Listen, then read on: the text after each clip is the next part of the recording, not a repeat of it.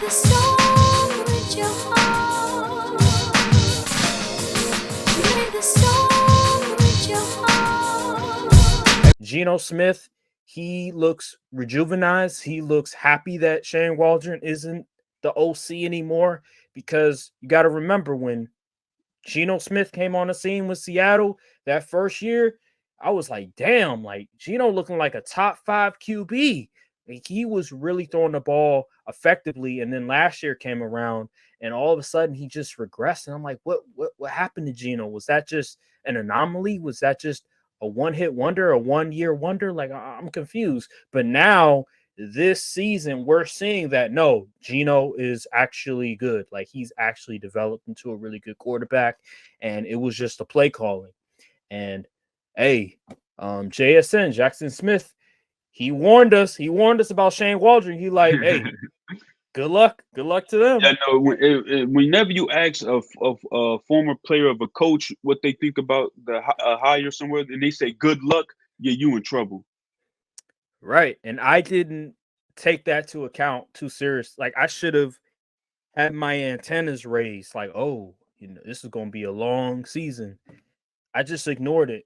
I don't know why. I don't know why I ignored it. Like, honestly, a lot of people ignored it. Like, not many, besides Seahawks fans, not many people really talked about the fact that Shane Waldron is not a good offensive coordinator. If it just flew under the rug for whatever reason, like nobody talked about it. Luke Getsy, the offensive coordinator, like people were talking about him going to Raiders, like what the hell is that? But Shane Waldron is just like, hey, he's coming in. Hey, coming from the Seahawks. They had a good season with Geno 1 year, had a down year last season.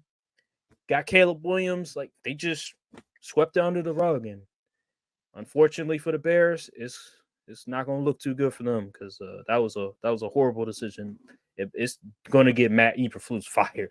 I know that for sure. The entire coaching staff is going to be gone because of Shane Waldron's ineptitude and inability to call the right plays. But yeah, the biggest surprise is like, yeah, the Seahawks.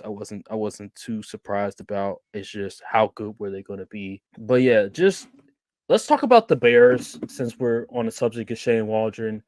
They lost to the Colts. I picked the Bears to win that game. Mm-hmm. From now on, I'm gonna stop overrating the Bears. I think we overestimated the Bears, just thinking that they were going to be like this really, really good team. Oh, because they brought in all these free agents. They traded for Keenan Allen. They drafted Romo Dunze. But at the end of the day, can you protect your quarterback? I said this before the season started. I was like, yo, the offensive line is not that good. And that was my thing. I knew the defense was going to be really well, but it was the offensive line. And so far, like it's a huge concern. Like, you could say the Bears have one of the top three worst offensive lines in the NFL. I don't think that's a hot take. Nope. It's really awful. Like, the interior, the center, I think it's the right guard. It's just awful. Like, left tackle, they can't stop nobody. And right now, it's just looking ugly. Like, Caleb Williams, he's getting blamed for all this stuff, but a lot of it is not his fault. Like, a lot of it is just he has no protection. That's just what it is. And for people to just sit here and compare Caleb Williams to Sam Howell, saying, oh, he's holding the ball too long. Oh, why did he throw that right there? Listen, he's a young QB in an awful system where you have no offensive line that can protect you, and the offensive coordinator is running plays like the offensive line is elite or something. Like, they can handle Caleb Williams trying to deliver the football down the field 20, 30 yards. No, they can't. But for whatever reason, Shane Waldron believes it. He's trying to overcome. I said Caleb Williams, he's going to have to overcome some stuff. And right now, it's a struggle. What is your thoughts on the Bears situation, just offensively? Offensively, a lot of work needs to be done. I seen some clips, them route combinations, garbage. I don't know what Shane Waldron is calling, because Caleb Williams, he's at the line, he's doing the QB thing, he's at the line, he's making checks, He's pointing out the mic. He's doing all of these things just for his tackle to get beat in 0.5 seconds. And it's just like, well, what is he supposed to do exactly? Like, he can do all the good QB stuff. Obviously, you know, he still has some footwork issues to sort out and everything. But I mean, how much more? The man is not Superman. He can't just fly over the defensive lineman. I mean, he can only do so much, and the offensive line is letting him down. It's just unfortunate, man. And Shane Waldron ain't doing them favors. They can't get a run game going.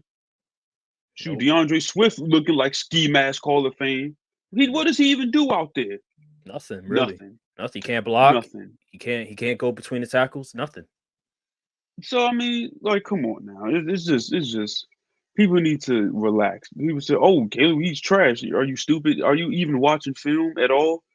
Nothing about this play constitutes you calling him trash, especially in the first 3 weeks of his career. Let's be serious. Right. It's you gotta just watch, getting out of hand. Just watch the tape. He does. Obviously, he's gonna make some mistakes. He's made some mistakes, but to say that Caleb Williams is the reason why they're losing is just, you're not watching the games. You're not watching all 22 enough.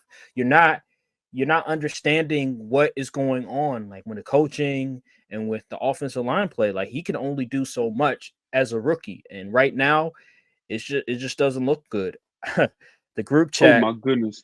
Yeah. Game on the line. We at the goal line. It's 4th and 1. Oh my Aaron, God. if you were offensive, let's say if you were offensive coach and you can't get fired, what would your play call be on 4th and goal? It definitely wouldn't be an option play. I know that for sure. That was what crazy. Shane Waldron and all his expertise and years of coaching offense said? We're gonna run the speed option. Yeah. On 4th and goal, east to west, not north and south, east to west. Not a bootleg. Even a bootleg would have been acceptable. Yeah, a for sure. Speed option.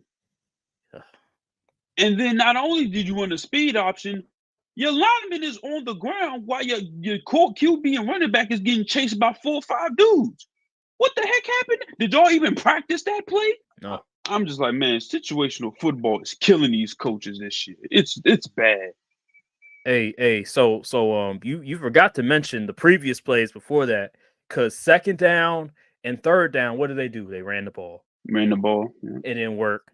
So wouldn't it behoove you? You know what? It's 4th down. How about we throw the ball?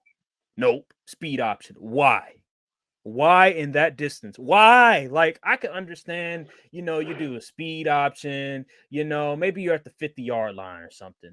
But 4th and 1 after 2 straight runs did not work. Why would you do that? That play don't even work in CFB 25 to be using it on 4th and goal. Like, it's just dumb. Like, why wouldn't you want Caleb Williams to have the ball in his hands to decide a touch if you're going to get a touchdown or not? Why not? Like, why would you do that? Why would you get the ball away to somebody else besides Caleb Williams? It just makes no sense to me. And this is what Caleb Williams is going to have to overcome. Yeah. It's just a sad state of affairs. That's all I can really say about it.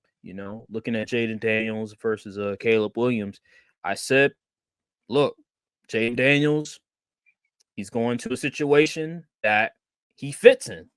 Is it the best? Absolutely not. But I see what they're trying to do. There's a plan in place. There's a scheme in place that fits Jaden Daniels. There's no scheme in place that fits Caleb Williams because Shane Waldron is the person calling the plays. I don't know what the hell the scheme is.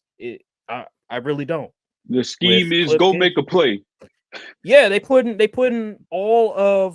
everything on his shoulders. With Jaden Daniels, they're making it simple. They're making it not as difficult. You know what I'm saying? With Caleb Williams, they're putting everything on his shoulders, bro. Like, he is a rookie. Like, he is not Andrew Luck. Like, come on now. Like, what are we doing? You got to make the game easy. Commanders, say what you want about Cliff and them. At least the Commanders can run the freaking football. Yep. Yeah. They're calling the right plays. He's utilizing the tight ends, quick passes left and right. Screens, all of that. Like, and Shane Waldron, like, where's the easy stuff? Like, that's the problem. There's no easy plays for Caleb to make in this offense because Shane Waldron's not scheming it up. No, he's not. He's No making quick little dump offs to the tight end and get 4 or 5 yards on first down. No screen passes that are working. It's everything. He has to just work for everything. and when he And I just does, like no yeah. QB is going to succeed consistently except maybe like Pat Mahomes doing that. And when he does, and even when he does do that, he doesn't do it often. So that's the thing. Like, why? And then, like, I would say, like, just for the simple fact, like, I saw like DJ Moore, like, he would just keep spamming these screens for DJ Moore. I'm like, why? Like, try to scheme him open. Like, DJ Moore is better than just, oh, we're just gonna call a screen for him like 2 straight times. We're gonna call a screen for him 5 times. Like, what are you doing? Playing Madden? Like, come on, can we be more creative than just calling wide receiver screens? Let's change it up a little bit. And it just doesn't seem like he's doing that right now. Yeah, it's too many plays I've seen on film where dude is down the field and I'm like, who's open? Yeah, and then Like, no another one's thing open. I noticed is it's not just the offensive coordinator, but Romo Dunze, he has to do a better job of being in sync with Caleb Williams. I think it was one play where I think he's supposed to run like a post or whatever, but I think he just ran like a streak or something, and Caleb was anticipating that he was going to run a post, and it would have been for a touchdown pretty much. And if you look at the replay, it's like, damn, Caleb, he missed Romo Dunze like so far away. Like, what happened? But it was miscommunication. So they still have to work that out, but they're rookies at the end of the day. So it is to be expected. This is just the reality of the Bears. This week 3, maybe things can get better from here. But so far, it's looked ugly. I was very high on the Bears this year, but right now it just doesn't look too well. If they don't get it together, then something's going to have to change. Yeah. Simple as that. Big time. I want to talk about Just let me be.